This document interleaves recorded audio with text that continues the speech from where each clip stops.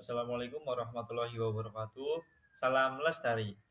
Nah, pada kesempatan pada kali ini, kelompok kami yaitu kelompok 5 akan membahas faktor ekonomi di Dusun Kalipagu yang beranggotakan saya sendiri, Irwan Setiawan, dengan AMCB 001 garis miring 31. Saya Zulaika Syifa dengan IMCB 006 garis miring 31. Perkenalkan, saya Hilmi Alfauzan dari AMCB 009 garis miring 31. Kayak pertama, pilar ekonomi. Dusun Kalipagu yang merupakan bagian dari Kecamatan Baturaden, Kabupaten Banyumas, telah menjelma menjadi studi kasus yang menarik dalam pembangunan ekonomi berbasis potensi lokal.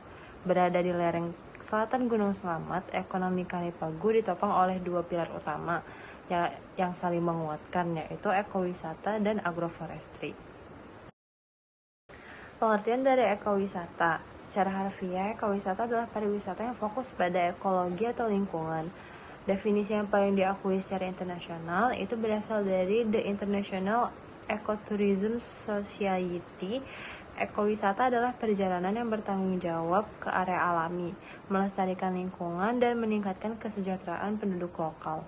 Lalu, pengertian agroforestry adalah sistem penggunaan lahan terpadu yang menggabungkan pepohonan antara pohon atau semak dengan tanaman pertanian atau ternak dalam luasan yang sama, baik secara bersamaan ataupun berurutan. Praktik ini diakui secara global sebagai solusi cerdas dan berkelanjutan untuk mengatasi tantangan lingkungan, ekonomi, dan sosial di sektor pertanian. Untuk pengembangan ekowisata, destinasi wisata seperti Jenggala dibangun melalui gotong royong, tidak membutuhkan modal uang awal. Sistem saham tenaga menggantikan modal uang sehingga semua warga bisa terlibat. Sistem bagi hasil terdiri dari 60% untuk pemilik hak pendiri dan 40% untuk lingkungan, pendidikan, dan pembangunan fasilitas umum. Sektor wisata kini menjadi sumber penghidupan utama, melibatkan lebih dari 300 warga. Masuk dalam dampak pengembangan ekowisata. Nah, yang pertama, apa sih dampaknya? Yaitu ekowisata mendorong transformasi mata pencaharian warga Kalipagu beralih dari kegiatan tidak berlanjutan seperti kayak perburuan menjadi pekerjaan berbasis jasa, konservasi, dan pariwisata. Termasuk dalam kayak pengelola wisata, pemandu, termasuk pemilik dan apa pengelola homestay. Yang kedua ada pendapatan langsung dari tiket, parkir, dan homestay. Disalurkan melalui koperasi warga, menciptakan sumber penghasilan yang stabil bagi masyarakat lokal Dusun Kalipagu. Yang ketiga ada disertifikasi usaha UMKM. Munculnya warung-warung kuliner, kedai kopi, dan usaha cenderamata lokal di sekitar area wisata yang menyediakan pasar bagi produk agroindustri khas lereng Slamet.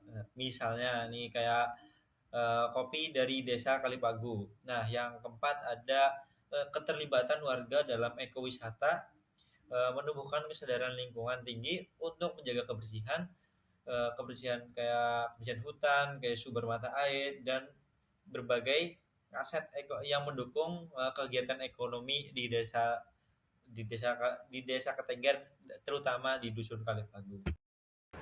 Selanjutnya, agroforestry di Dusun Kalipagu. Sektor utama perekonomian masyarakat Kalipagu sebelum pengembangan wisata alam adalah agroforestry. Masyarakat menanam kapulaga dan kopi di kawasan hutan melalui skema perhutanan dan LMDH. Agroforestry di Dusun Kalipagu ini menggunakan sistem yang bersifat komunal dan telah menjadi sumber pendapatan warga, bahkan terbukti mampu menopang ekonomi masyarakat pada saat masa pandemi. Peran sosial dan budaya, gotong royong menjadi modal utama dalam pembangunan desa. Sistem saham tenaga menggantikan modal uang sehingga setiap pembangunan yang dilakukan memiliki nilai sosial bukan sekedar nilai finansial.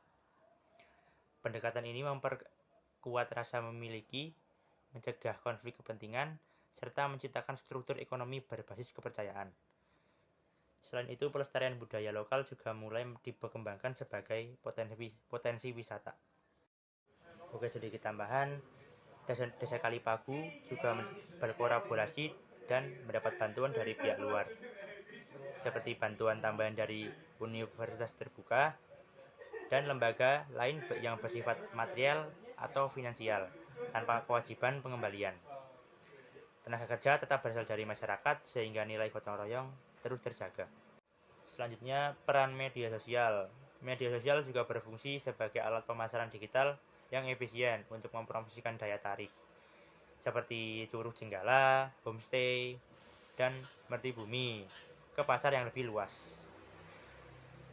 Hal ini juga meningkatkan jumlah kunjungan dan mendorong penjualan produk UMKM lokal atau misalnya kopi Kalipagu secara online.